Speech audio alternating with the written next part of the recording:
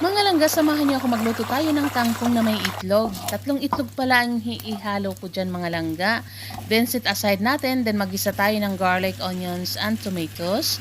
Then mix lang natin mga langga, then templahan natin ng soy sauce. At lagyan din natin ng konting salt, water, at saka vinegar. Maglagay tayo ng konting vinegar dyan. Then unahin na natin yung tangkay ng kangkong. At pagkatapos yung dahon. Then bago natin takpan, maglagay tayo ng pepper mga langga. Then ito na nga, takpan na natin. Made in 2 seconds, maluluto na yan mga langga. Ayaw ko naman yung lutong-luto. Mas gusto ko yung half cook lang para mas masarap at malinamnam. At ito na nga mga langga, mix lang natin.